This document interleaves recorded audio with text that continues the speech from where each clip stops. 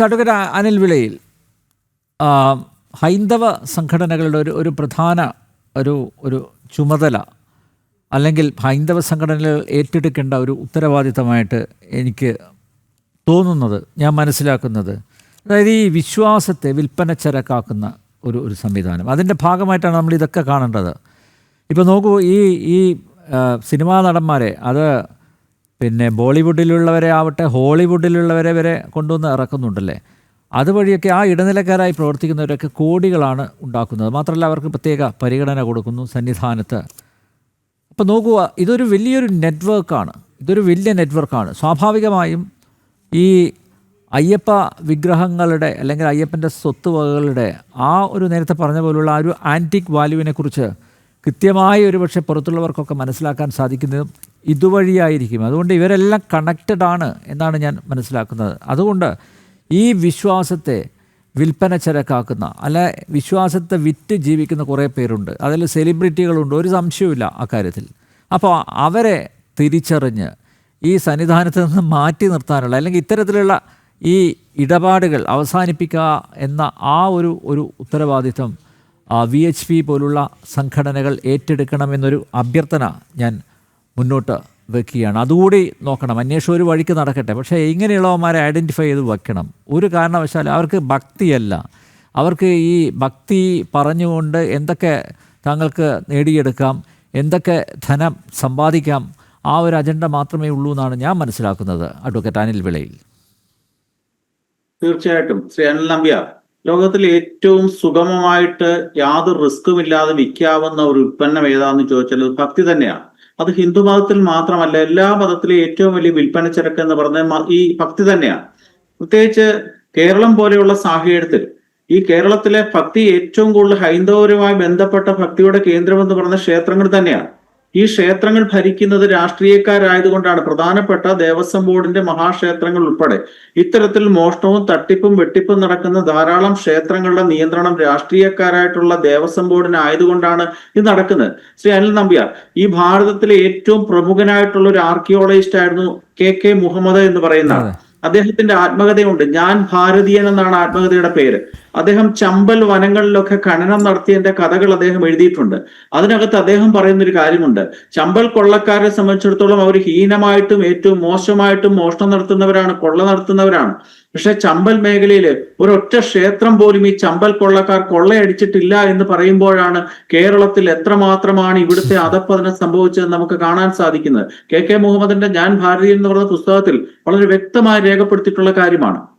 ഈ ക്ഷേത്രങ്ങളെ സംബന്ധിച്ച് പറയുമ്പോൾ ഈ കേരളത്തിലെ തമിഴ്നാട്, ആന്ധ്ര തുടങ്ങി ദക്ഷിണേന്ത്യയിലെ ചില സംസ്ഥാനങ്ങളിൽ മാത്രമാണ് ഇത്തരത്തിലെ സർക്കാർ നിയന്ത്രണത്തിലുള്ള മഹാഭൂരിപക്ഷം ക്ഷേത്രങ്ങളും ബോർഡുകളുടെ രൂപത്തിൽ പ്രവർത്തിക്കുന്നത്. ഉത്തരേന്ത്യയിലെ മഹാക്ഷേത്രങ്ങളും അപ്രകാരമല്ല. UP കേരളത്തിനേക്കാൾ എത്രയോ വലിയ സംസ്ഥാനമാണ്, കേരളത്തിനേക്കാൾ എത്രയോ ഇരട്ടി ജനസംഖ്യയും എത്രയോ ഇരട്ടി ക്ഷേത്രങ്ങളുമുണ്ട്. പക്ഷെ UPയെ സംബന്ധിച്ച് നോക്കുമ്പോൾ അവിടുത്തെ ക്ഷേത്രങ്ങളിലെ ഒരൊറ്റ ക്ഷേത്രമാണ് പൂർണ്ണമായും സർക്കാർ നിയന്ത്രണത്തിലുള്ളത്. അത് കാശി വിശ്വനാഥ ക്ഷേത്രം മാത്രമാണ്. അത് സെക്യൂരിറ്റി ആസ്പെക്ട് ഒക്കെ ഉള്ളതുകൊണ്ടാണ്. ബാക്കിയൊക്കെ ചില ട്രസ്റ്റുകളാണ്. ആ ട്രസ്റ്റുകൾ ചിലപ്പോൾ സർക്കാർ നോമിനികൾ ഉണ്ടാകാം, പക്ഷെ മഹാഭൂരിപക്ഷവും വിശ്വാസി സമൂഹം ഉൾപ്പെടുന്ന ട്രസ്റ്റുകളാണ്. പക്ഷെ കേരളത്തിനെ സംബന്ധിച്ചിടത്തോളം ഇത് രാഷ്ട്രീയക്കാരായിട്ടുള്ള കള്ളന്മാർക്കും കൊള്ളക്കാർക്കും തീരെഴുതി കൊടുക്കുകയാണ്. മാറി മാറി വരുന്ന മുന്നണികൾ അവരുടെ സ്വാർത്ഥ താല്പര്യം സംരക്ഷിക്കാൻ വേണ്ടി ഓരോരുത്തരെ ഓരോ കാലത്ത് നിയമിക്കുന്നുണ്ട്. ഇതിനകത്ത് നമ്മൾ ശ്രദ്ധിക്കേണ്ട കാര്യമുണ്ട്, എല്ലാവരും തന്നെ ഈ അടുത്ത കാലത്ത് ദേവസ്വം ബോർഡിന്റെ ചുമതലകളിൽ വന്നിട്ടുള്ള മഹാഭൂരിപക്ഷം ആൾക്കാരും ഒരു ധാർമ്മിക ബോധമില്ലാതെ കാലുമാറി വന്നവരാണ്. നമ്മൾ ശ്രദ്ധിക്കണം, ശബരിമലയിൽ യുവതീ പ്രവേശന സമയത്ത് തമിഴ്നാട്ടിലെ മനീതി സംഘം എന്ന് പറയുന്ന വനിതാ വിമോചനക്കാരെ കൊണ്ടിറക്കി. അതിന്റെ പിന്നിൽ പ്രവർത്തിച്ചത് ആരാണെന്ന് ചിന്തിക്കുമ്പോൾ ശങ്കർദാസിന്റെ കൂട്ടുള്ള ആൾക്കാരാണ്. ശ്രീ അനിൽ നമ്പ്യാർക്ക് അറിയാമോ എന്ന് അറിയത്തില്ല, ഈ KP ശങ്കർദാസ് എന്ന് പറയുന്ന ദേവസ്വം ബോർഡിലെ മെമ്പർ ആദ്യം ഏത് രാഷ്ട്രീയ പാർട്ടിയായിരുന്നു താങ്കൾക്കറിയാമോ? അല്ല, അവിടാണ് താങ്കൾക്ക് തെറ്റുപറ്റിയത്. അദ്ദേഹം AIDMKയുടെ കേരള ഘടകത്തിന്റെ നേതാവായിട്ടായിരുന്നു അദ്ദേഹം. AIDMKയുടെ രാഷ്ട്രീയ നേതാവായിട്ടാണ് രംഗപ്രവേശനം ചെയ്തത്. അതിനുശേഷം അദ്ദേഹം RSP, CPI തുടങ്ങിയവയിലേക്ക് പോയി. ഈ RSPക്ക് തിരുവനന്തപുരത്ത് ഒരു ഓഫീസ് ഉണ്ടായിരുന്നു. ആ ഓഫീസ് CPIക്ക് കൊടുത്തതിന്റെ പ്രത്യുപകാരം എന്ന രീതിയിലാണ് അദ്ദേഹത്തിന് ദേവസ്വം ബോർഡ് കോടാനുകോടി രൂപ വില വരുന്ന ആ സ്വത്തുക്കൾ കൊടുത്തതിന്റെ പ്രത്യുപകാരമായിട്ടാണ് അദ്ദേഹത്തിന് ദേവസ്വം ബോർഡ് മെമ്പറാക്കിയത് തന്നെ. അന്നേരം അദ്ദേഹത്തിന്റെ തമിഴ്നാട് കണക്ഷനൊക്കെ നമ്മൾ ഈ മനീതി സംഘവുമായിട്ട് കൂട്ടി വായിക്കേണ്ടതുണ്ട്. നിസ്സാരമായിട്ട് എടുക്കാൻ സാധിക്കില്ല. അദ്ദേഹം AIDMKയുടെ നേതാവായിരുന്നു. അത് നമ്മൾ CPI RSP ആയിരുന്നില്ല അദ്ദേഹം. ആദ്യ തുടക്കത്തിൽ AIDMK ആയിരുന്നു. നമ്മൾ ചിന്തിക്കേണ്ട ഒരു കാര്യം, അടുത്ത കാലത്തായിട്ട് നമ്മുടെ മുഖ്യമന്ത്രിയെ സംബന്ധിച്ചിടത്തോളം ഹൈന്ദവമായിട്ടുള്ള വാക്യങ്ങൾ വളരെ കൂടുതൽ അദ്ദേഹം പല വേദികളിൽ ഉപയോഗിക്കുന്നുണ്ട്. ഞാൻ ഒരു വിശ്വാസിയല്ല, ഹിന്ദുത്വത്തിന് എതിരാണ് എന്നൊക്കെ പറയുമ്പോഴും ഹിന്ദുമതവുമായി ബന്ധപ്പെട്ട പ്രധാനപ്പെട്ട ആപ്തവാക്യങ്ങളൊക്കെ അദ്ദേഹം ഓരോ സമയത്ത് പറഞ്ഞുകൊണ്ടിരിക്കുകയാണ്. നമുക്കറിയാമല്ലോ, പമ്പയിൽ നടത്തിയ അയ്യപ്പ സംഗമത്തിൽ അദ്ദേഹം പറഞ്ഞിട്ടുണ്ടല്ലോ, അദ്വേഷ്ട സർവഭൂതാന മൈത്രകരുണ ഏവച, ഭക്തന്റെ ലക്ഷണം അദ്ദേഹം പറഞ്ഞു. ആ സാഹചര്യം അത് പ്രഭാവർമ്മ എഴുതി കൊടുത്തായിരിക്കാം. 2-3 സാഹചര്യങ്ങൾ നമ്മൾ നോക്കേണ്ടതുണ്ട്. അതിനുശേഷം PP ദിവ്യയുമായി ബന്ധപ്പെട്ട് കണ്ണൂരിലൊരു വിവാദം ഉണ്ടായ സമയത്ത് കണ്ണൂരിലെ CPM സമ്മേളനത്തിൽ അദ്ദേഹം പ്രസംഗിച്ച ഒരു കാര്യമുണ്ട്.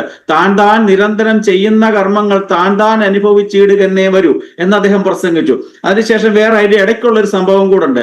എന്താണെന്ന് പറഞ്ഞാൽ, നമ്മുടെ പ്രകാശ് ജാവദേക്കറുമായിട്ട് നമ്മുടെ EP ജയരാജൻ സംസാരിച്ചു എന്ന് പറഞ്ഞൊരു വിഷയമുണ്ടല്ലോ. അദ്ദേഹം അന്ന് പറഞ്ഞൊരു വാചകമുണ്ട്, പാപിയോടൊപ്പം ശിവൻ ചേർന്നാൽ ശിവനും പാപിയായി മാറും എന്ന് പറഞ്ഞിട്ടുണ്ട്. ഞാനിത് മൂന്നും പറയാൻ കാര്യം, ഈ സമാന സാഹചര്യങ്ങളാണെന്ന് കേരള രാഷ്ട്രീയത്തിൽ സംഭവിച്ചുകൊണ്ടിരിക്കുന്നത്. ഇതിന്റെ അന്വേഷണം തീർച്ചയായിട്ടും ഇപ്പോൾ ഞാൻ പറഞ്ഞ പാപിയോടൊപ്പം ചേർന്നാൽ ശിവനും പാപിയായി മാറിയിടുമെന്ന് പറയുമ്പോൾ നമ്മൾ ഈ ദേവസ്വം മന്ത്രിയായിരുന്ന കടകംപള്ളി സുരേന്ദ്രനെ പറ്റി ചിന്തിക്കണം. കടകംപള്ളി സുരേന്ദ്രന്റെ കൂട്ടുകാരായിരുന്നു മഹാകള്ളനായിട്ടുള്ള പത്മകുമാറും ഉണ്ണികൃഷ്ണൻ പോറ്റിയും വാസുവുമായിരുന്നു. അന്നേരം അദ്ദേഹവും സ്വാഭാവികമായിട്ടും കള്ളനായി മാറി എന്ന് മുഖ്യമന്ത്രിയുടെ വാചകങ്ങളിൽ തന്നെ നമുക്ക് വായിക്കാൻ സാധിക്കും. ഇദ്ദേഹത്തിന്റെ വ്യക്തിത്വം നമ്മളൊന്ന് പഠിച്ചു നോക്കണം. ഈ കടകംപള്ളി സുരേന്ദ്രനിലേക്ക് എന്തുകൊണ്ട് ഇതിന്റെ അന്വേഷണം നീളണം എന്ന് പറയുമ്പോൾ, അദ്ദേഹം ഇന്നലെ വരെ, കഴിഞ്ഞ ആഴ്ച വരെ പറഞ്ഞിരുന്നത്, ഞാൻ ഭരിച്ചിരുന്ന കാലത്ത് ദേവസ്വത്തിന് യാതൊരു കുഴപ്പവുമില്ലായിരുന്നു, എല്ലാം കൃത്യമായിട്ട് ഭംഗിയായിട്ട് പോയിരുന്നു. ഇപ്പോൾ തന്നിലേക്ക് അന്വേഷണത്തിന്റെ ആ മുന നീണ്ടു എന്ന് കണ്ടപ്പോഴാണ് എന്റെ 5 വർഷക്കാലത്തെ ഭരണത്തിനുള്ളിൽ ഒരിക്കൽ പോലും ദേവസ്വവുമായി ബന്ധപ്പെട്ട് ഒരു ഫയലിലും ഞാൻ കണ്ടിട്ടില്ല, കേട്ടിട്ടില്ല, അറിഞ്ഞിട്ടില്ല എന്ന് പറഞ്ഞത്. അത് തീർത്തും തെറ്റാണ്. അദ്ദേഹത്തിന്റെ പൂർവ്വകാല രാഷ്ട്രീയ ചരിത്രം നമ്മളൊന്ന് പരിശോധിക്കുമ്പോൾ ശ്രീ കടകംപള്ളി സുരേന്ദ്രൻ നല്ല വ്യക്തിത്വമൊന്നുമല്ല. സ്വപ്ന സുരേഷ് പറഞ്ഞൊരു കാര്യമുണ്ട്, വീട്ടിലേക്ക് കയറ്റാൻ കൊള്ളാത്തവനാണെന്ന് പറഞ്ഞൊരു വ്യക്തി ഉണ്ടെങ്കിൽ അത് ശ്രീ കടകംപള്ളി സുരേന്ദ്രനാണ്. അതിനു മുമ്പ് മാസപ്പടി, കേരളം കണ്ടിട്ടുള്ളതിൽ ഏറ്റവും ഭീകരമായിട്ടുള്ള മദ്യ ദുരന്തം നടത്തിയ മണിച്ചൻ, ആ 100 കണക്കിന് ആൾക്കാരെ കൊല്ലുകയും 100 കണക്കിന് ആൾക്കാരുടെ കാഴ്ച നശിപ്പിക്കുകയും ചെയ്ത സമയത്ത് CPMന്റെ പ്രമുഖനായിട്ട് നേതാവായിരുന്നു ശ്രീ കടകംപള്ളി സുരേന്ദ്രൻ. തിരുവനന്തപുരം ജില്ലയിലെ ആ മണിച്ചന്റെ ആ കുറിപ്പടി, മാസപ്പടി റേസിലെ 1ാമത്തെ പേരുകാരനായിരുന്നു ഈ കടകംപള്ളി സുരേന്ദ്രൻ. അങ്ങനെ വരുമ്പോൾ ഈ പണത്തിനോട് സ്ത്രീയോടും അത്യാർത്തിയുള്ള ഒരു കഥാപാത്രമായതുകൊണ്ട് ഈ ശബരിമലയിലെ മോഷണത്തിലെ പ്രധാനപ്പെട്ട പങ്ക് അദ്ദേഹത്തിനുണ്ട്. നമ്മൾ എത്രയോ ചിത്രങ്ങൾ പുറത്തു കണ്ടു. സ്വാഭാവികമാണ്, ഒരു മന്ത്രിയോടൊപ്പം നിന്ന് ഫോട്ടോ എടുക്കുക എന്ന് പറഞ്ഞ തെറ്റൊന്നുമല്ല. പക്ഷേ ഉണ്ണികൃഷ്ണൻ പോറ്റിയും ഇദ്ദേഹവും തമ്മിലുള്ള ധാരാളം ചിത്രങ്ങൾ പുറത്തു വന്നു. ഇവരുടെ സാമ്പത്തികമായ ഇടപാടുകൾ, ഇവരൊക്കെ പൊതുപ്രവർത്തകനാണല്ലോ, പൊതുപ്രവർത്തക അഴിമതി നിരോധന വകുപ്പിന്റെ പരിധിയിൽ വരുന്ന ഒരാളാണല്ലോ കടകംപള്ളി സുരേന്ദ്രൻ. അദ്ദേഹത്തിന്റെ സ്വാഭാവികമായ വളർച്ചയാണോ സാമ്പത്തിക വളർച്ച എന്ന് നമ്മൾ പരിശോധിക്കുമ്പോൾ ഒരിക്കലും അല്ല എന്നായിരിക്കും ഉത്തരം കിട്ടുന്നത്. അതുകൊണ്ട് ഇതിന്റെ അന്വേഷണം തീർച്ചയായിട്ടും ഇത്തരത്തിലുള്ള കളങ്കിത വ്യക്തിത്വങ്ങളിലേക്ക് പോകണം. അതുപോലെ തന്നെ വേറൊരു കാര്യമുണ്ട്, നമ്മളൊക്കെ എല്ലാവരും, ശ്രീ ഗോപാലകൃഷ്ണൻ സാർ ഉൾപ്പെടെയുള്ള ആൾക്കാർ പറഞ്ഞൊരു കാര്യമുണ്ട്, ശ്രീ മഹേഷ് ഉൾപ്പെടെയുള്ള ആൾക്കാർ, ഇതിന് കേരള സംസ്ഥാനത്തും ഭാരതത്തിന് പുറത്തുമുള്ള ബന്ധങ്ങൾ നമ്മൾ പരിശോധിക്കുമ്പോൾ ഇത് ഈ സ്പെഷ്യൽ ഇൻവെസ്റ്റിഗേഷൻ ടീമിന് മാത്രമായി ഇത് അന്വേഷിക്കാൻ സാധിക്കില്ല.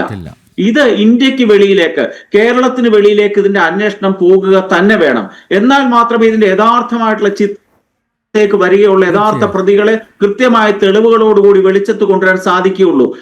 അതിനുള്ള ഒരു അന്വേഷണം ഈ SITക്ക് സാധിക്കില്ല. നമ്മൾ നേരത്തെ ചർച്ച ചെയ്തു, സ്വാഭാവികമായി എത്രയോ സമയമാണ്, നിങ്ങൾ എന്റെ വീട്ടിലേക്ക് വന്നോളൂ, ഞാൻ അവിടെ കുറെ ബാക്കി തെളിവുകൾ അവശേഷിപ്പിച്ചിട്ടുണ്ട്, നിങ്ങൾ അത് എടുത്തുകൊണ്ട് പൊക്കോളൂ എന്ന രീതിയിൽ മാസങ്ങളായിട്ട് കാത്തിരിക്കുകയാണ്. ഈ വീരപ്പന്മാരൊക്കെ തന്നെ വെർച്വൽ ക്യൂവിലിങ്ങിന് ബുക്ക് ചെയ്ത് കാത്തിരിക്കുകയാണ്, ഞങ്ങളുടെ വീട്ടിലേക്ക് എന്നാണ് SITക്കാർ വരുന്നത് നോക്കാനുള്ള വെർച്വൽ ബുക്കിങ്ങിന്റെ ടൈം സ്ലോട്ട് എടുത്ത് കാത്തിരിക്കുകയാണ്. അതനുസരിച്ച് അനുസരിച്ച് അവർ ചെല്ലുന്നു, രേഖകൾ എടുക്കുന്നു, അവർ കൊടുക്കുന്ന രേഖകൾ മേടിച്ചു കൊണ്ടുപോകുന്നു, പരിശോധിക്കുന്നു. ഒരു തിരക്കഥയാണ്.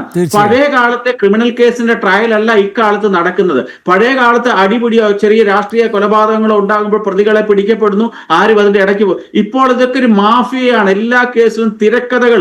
നല്ല ക്രിമിനൽ അഭിഭാഷകർ, ഞാനൊക്കെ അഭിഭാഷകനെ അറിയാം. ഒരു ക്രിമിനൽ കേസ് ഉണ്ടായാൽ അത് ഭാവിയിലെ വിസ്താരത്തിന്റെ ദിവസം, ജഡ്ജ്മെന്റ് ദിവസം വരെയുള്ള തിരക്കഥകൾ ഭംഗിയായിട്ട് എഴുതി തയ്യാറാക്കിയാണ് പോകുന്നത്. ഈ കേസിലും അപ്രകാരമൊക്കെ സംഭവിച്ചിട്ടുണ്ട്.